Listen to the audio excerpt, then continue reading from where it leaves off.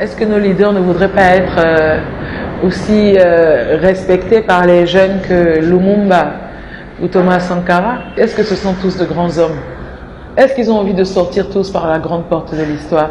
Il y en a beaucoup qui ont fait le choix de l'argent, il y en a beaucoup qui ont fait le choix du luxe, il y en a beaucoup qui ont fait ces choix-là. Ils ont peur de mourir. De toute façon, on va tous mourir. Est-ce que mourir pour son peuple, c'est une belle mort?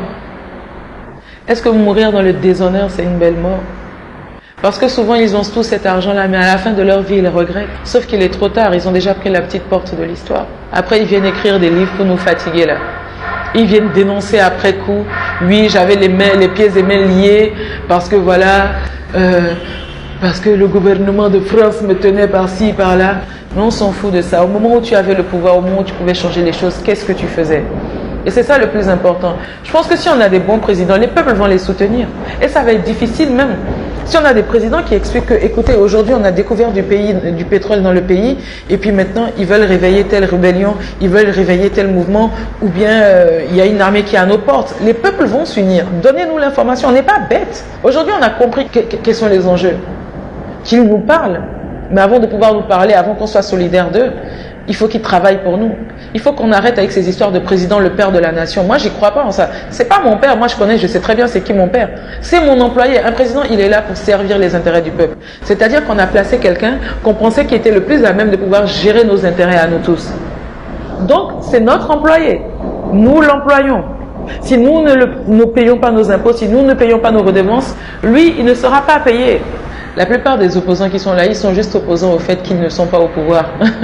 Ils ne sont pas opposants à des politiques. Parce que quand ils se retrouvent au pouvoir, ils ont les mêmes comportements que les comportements qu'ils dénonçaient avant. C'est des bouffons, quoi. Franchement, c'est des bouffons. Moi, je vous dis la vérité, hein, je ne crois plus en ces gens-là, en fait. Parce qu'à chaque fois qu'il y a une petite opportunité, on voit comment ils transhument, il y a la transhumance, on voit comment ils sont affairistes, eux aussi, ils dénoncent des choses, mais après ils sont aussi dans des histoires pas claires, tu sais pas, ils sont bizarres.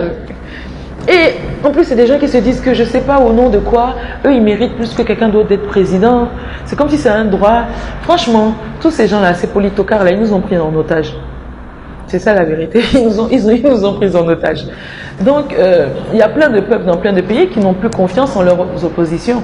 Parce qu'il y a plein de révélations qui sont faites sur déjà même les rapports entre l'opposition et le gouvernement. Et on se rend compte que souvent l'opposition a écrit parce qu'elle a dû demander quelque chose au gouvernement que le gouvernement ne lui a pas accordé. Donc elle ne crie même pas parce que les intérêts du peuple sont menacés, parce que les promesses électorales n'ont pas été respectées. Nous avons besoin d'un vrai leader d'opinion. On avait besoin de quelqu'un qui vienne pour travailler. Il faut qu'on ait des présidents patriotes en Afrique.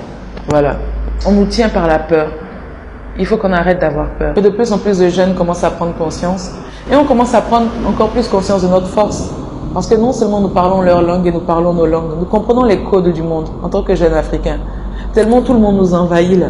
Nous comprenons tous les codes et nous devons nous en servir comme richesse. N'ayez pas peur. Aujourd'hui, personne ne veut de l'Africain, mais tout le monde veut de l'argent de l'Afrique. On ne veut pas de nous, mais on veut de notre argent, on veut de nos richesses. Ce qui me fait rire, c'est que la dernière fois, je regardais une émission française là sur l'immigration clandestine, où les gens disaient « Ouais, l'immigration, d'accord, mais choisis. Mais ton gouvernement fout la merde dans mon pays. Et tu veux pas que je vienne? Mais je vais venir. Je vais venir avec tout mon village, même si possible. Parce que tu as, comment on appelle ça, tu as balkanisé mon pays, tu as transformé mon pays en enfer sur terre, et tu veux pas que je vienne? Mais je suis les richesses de mon pays. Tu viens, tu pilles là où mon diamant, mon pétrole, mon uranium part là. Mais je suis à la trace les richesses de mon pays. À un moment, il faut qu'on soit conséquent. Et il faut que les autres peuples, aussi soient solidaires des Africains. Les autres peuples, parce que moi je fais la distinction. Leurs gouvernements sont des criminels. Mais souvent les peuples ignorent ce que leurs gouvernements font. La majorité des peuples occidentaux ignorent en fait aujourd'hui le niveau de vie qu'ils ont. Ils ignorent en fait comment c'est fait. Ils ignorent le nombre de millions de morts qu'il y a en Afrique.